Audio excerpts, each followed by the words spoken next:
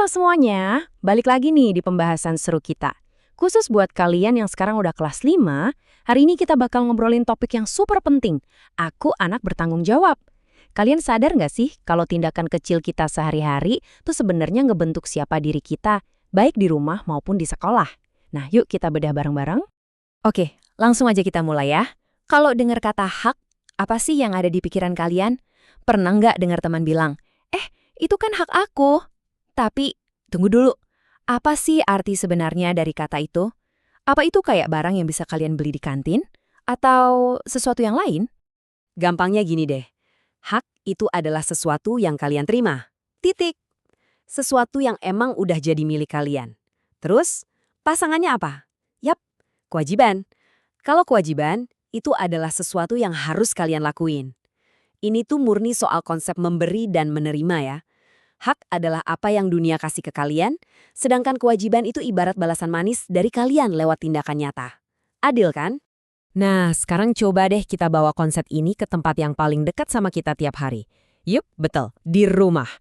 Rumah itu sebenarnya semacam tempat latihan pertama kita buat nyeimbangin aksi memberi dan menerima ini loh. Disinilah petualangan kita belajar jadi anggota keluarga yang keren dimulai. Dan ini ngegambarin banget tarik ulurnya. Di satu sisi, kalian dapat banyak banget perhatian dan fasilitas enak dari keluarga. Tapi di sisi lain, kalian juga punya peran yang super penting biar rumah tuh tetap asyik dan nyaman. Ibarat dua sisi koin yang sama, benar-benar nggak bisa dipisahin. Coba deh kalian bayangin sebentar suasana di rumah. Kalian itu dapat kasih sayang, dapat makanan favorit yang enak-enak, punya tempat tinggal yang aman dari hujan dan panas, dan pastinya disekolahin juga kan? Nah, hal-hal luar biasa ini adalah hak kalian. Sesuatu yang emang disediain dengan penuh cinta sama orang tua dan keluarga kalian. Eits, tapi tunggu dulu. Di balik semua kenyamanan tadi, pasti ada harganya dong. Apa aja sih kewajibannya? Ya mulai dari bantu-bantu orang tua, merapikan tempat tidur, dan ingat ya, merapikan itu bukan sekedar nutupin kasur berantakan pakai selimut loh. Terus bantuin jaga kebersihan rumah juga. Hal-hal kecil kayak gini nih yang jadi wujud nyata kewajiban kalian di rumah. Oke, sekarang kita geser dikit nih, keluar dari rumah dan masuk ke tempat kedua yang paling sering kalian datengin. Sekolah. Kalian tahu nggak, kalau keseimbangan ajaib antara nerima dan ngasih ini juga berlaku pas kalian masuk ke area sekolah?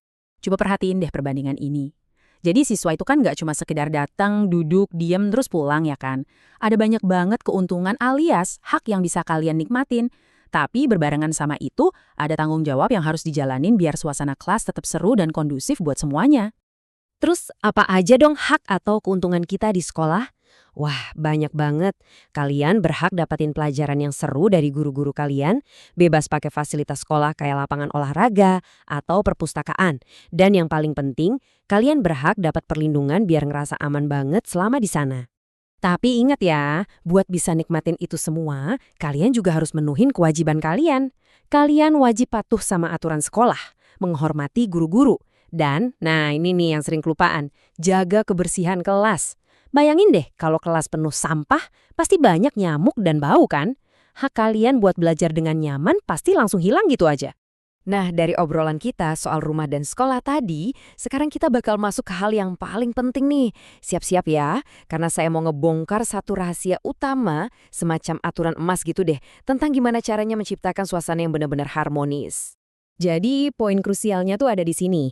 Hak dan kewajiban itu harus banget dijalanin secara seimbang, dengan cara mendahulukan kewajiban sebelum kita nuntut hak.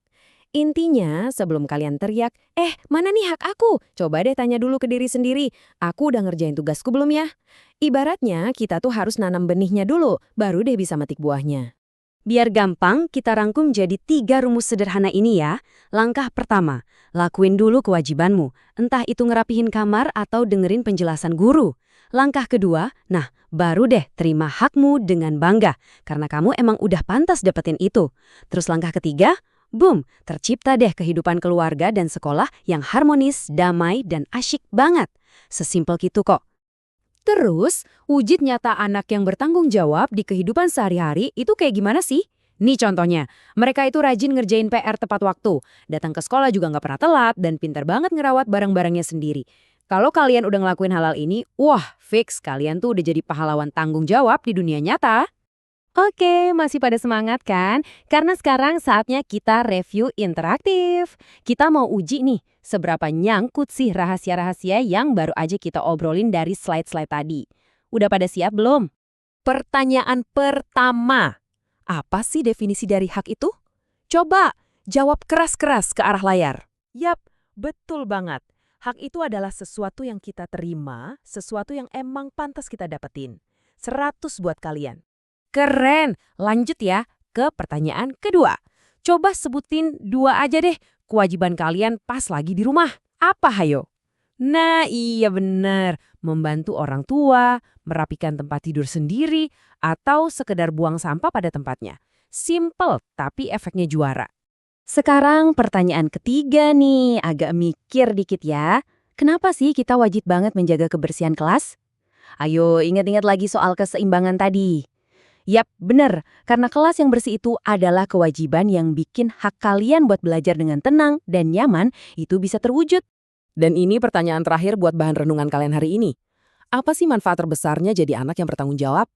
Ya pasti, hidup jadi jauh lebih harmonis dan sukses. Tapi nih, coba deh perhatiin sekeliling kalian hari ini. Ada nggak sih satu hak yang lagi kalian nikmatin banget sekarang, tapi kayaknya belum kalian bayar pakai kewajiban? Coba dipikir-pikir lagi ya. Dan yuk mulai seimbangin timbangan kalian hari ini juga. Sampai jumpa di pembahasan seru berikutnya.